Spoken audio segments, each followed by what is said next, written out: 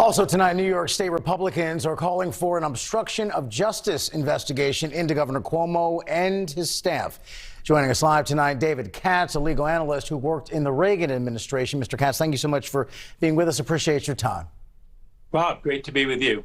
Explain your take on how much legal jeopardy Governor Cuomo may be in because of this growing scandal right now.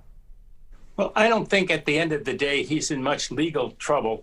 And I don't think he's going to be impeached, and I don't think he's going to be successfully sued. This will obviously be a major issue in the election. He's up for re-election. As the Republicans said during the first impeachment of Trump, remember, they said, let the voters decide. The election's just less than a year away. Cuomo's re-election is coming up next year. I think this will be a major issue. Here's what I think happened, Rob. Here's what I really think happened. I think there was some politics. I think there was some fear of the Trump administration making even more of it than it really was. I think there was a lack of transparency. I think that there were about 15,000 people who had died in these nursing homes, and it's terrible. I mean, our hearts go out to everyone who suffered under COVID-19, and especially these people who lost loved ones, couldn't even hold their hand or be with them at the end. Everyone commiserates with them. And 15,000 of them, I think, passed away in these nursing homes in New York. I think what was reported was about 8,500, Rob. And I think that what the governor wanted to do, and people can criticize it and they can run against him in the next election based on this, but I think what he wanted to do was to clear more room in the hospitals for people who needed to get admitted. New York was in such a crisis over COVID. And so I think by underreporting the amount of people who were actually passing away in the nursing homes, it made it easier to have people go back to nursing homes, although there was more of a risk than was depicted, right, in the reports that were made. And that did clear up space in the hospitals. And yes, it increased the risk somewhat of the people going back into nursing homes because the fatality numbers were higher in the nursing homes than were being reported. But I don't think there was any tremendous skullduggery, although there was a lack of transparency. The numbers were not correctly reported. And that's what Ms. DeRosa just said was the fact. She works for the governor, and she said, we froze. We didn't report the numbers transparently months ago. And since then, we haven't reported them accurately. She says because we were scared of the Trump administration, Justice Department, making more of them than they were. And of course, they should have been properly reported at the time. You can't play those kind of games.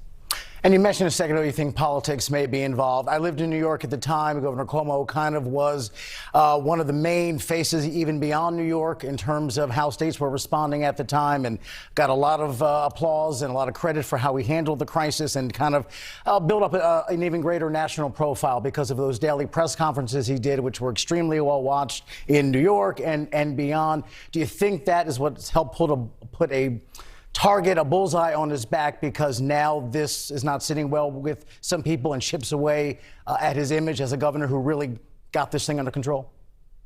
Well, I think certainly if you're going to get the applause at the time, right, you're going to get the boos later on. But as you recall, it seemed like President Trump wasn't taking the situation as seriously and making as dire a situation as it really was. You know, he was opening up states, he was tweeting out, liberate Michigan, and Cuomo was fighting the hard battle to deal with, like we are here in California, like our governor is here.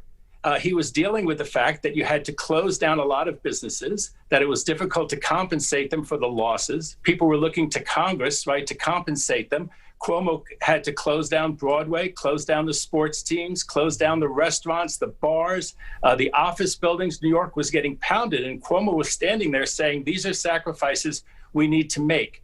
And I think on balance, I think the programs that he enacted were good. And they're saying, why don't they get rid of his emergency powers? And his answer is that he can make emergency decisions, but then the legislature up there in New York can, countermand them. They can vote otherwise. And he says he's never been overruled. So someone needs to make emergency decisions when there's an emergency, when, mass gatherings have to be shut down on short notice. And he says that he's been affirmed. He's been backed up on those decisions.